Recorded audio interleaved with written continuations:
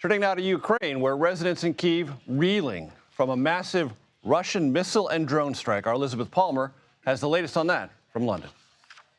In spite of President Trump's assurances that a deal to end the war is close, there's not a lot of evidence. Last week, the U.S. presented what was said to be President Trump's final offer, in which Russia would get to keep all the land it's captured since the 2022 invasion. That is 20% of Ukraine's landmass, plus Crimea, which it took back in 2014.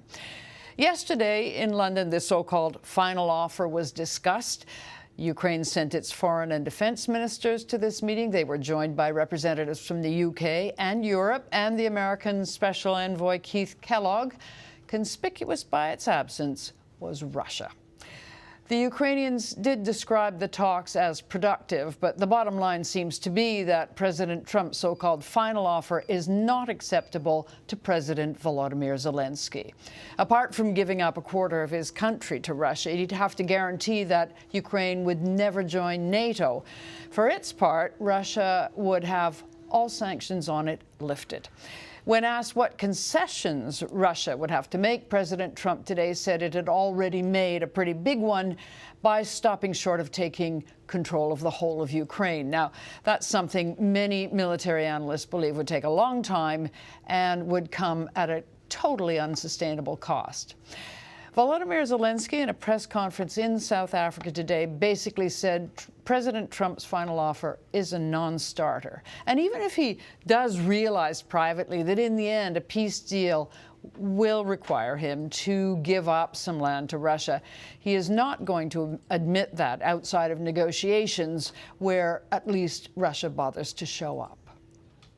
All right, thanks to Elizabeth Palmer joining us from London. I want to bring in CBS News senior national security correspondent Charlie D'Agata at the Pentagon. Charlie, we just heard Elizabeth Palmer describe the realities on the ground, the interpretations of both sides. This is an impossible thing for you to answer, but I'm going to ask it anyway. Where are we? Well, you know, it's sort of flatlined. It's stalled for now, but it's not the end. And Major, I feel like I need to frame, you know, what happened overnight in the Capitol, right? Liz has witnessed that herself. I have witnessed it.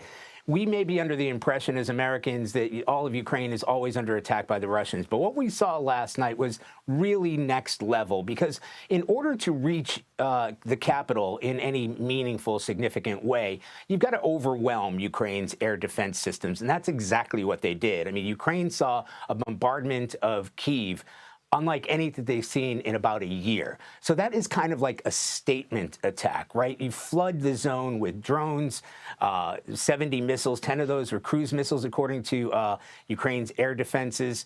So this is President Putin, right out of the playbook, talking peace, but on the eve of those peace talks, showing strength in a manner of speaking and terrifying the people of Ukraine, essentially saying, look, we've got the upper hand here. So as savage as that was, it's a sort of cynical act from President Putin that we have seen in the past. Whenever there's been any sort of suggestion of moving to peace, there's always, actually there's fighting on both sides, but an attack, an audacious attack on the Capitol itself, that was a statement attack. And when President Trump, as he did on social media, describes that as poorly timed, not from the Russian perspective.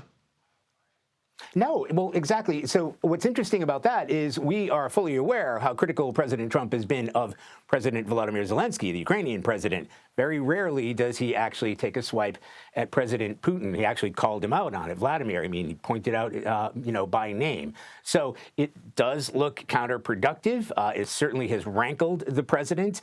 But President Trump today was saying both sides will want peace. They need to find peace. They need to find a way to stop the killing. And in that way, it sort of feeds into the narrative, right? This is Putin showing, look, there is killing there. This is war. It is a battle between these two countries. We do have the reach. We have the upper hand. Ukraine really doesn't have much leverage in this. And this is, if anything, it's a sort of catalyst for the U.S. administration to get these peace talks done and underway. So, you know, Vice President J.D. Vance said yesterday the U.S. could walk away from this. President Trump kind of doubling down. And as I think we pointed out already, the real point man here, not necessarily Keith Kellogg, who's in those talks in London, is Stephen Witkoff. And he's headed to Moscow tomorrow to speak directly with President Putin, and then we will see if there has been any progress in any sort of negotiations, or at least the hope of negotiations. Charlie D'Agata, always a pleasure, sir. Thank you so much. Thank you.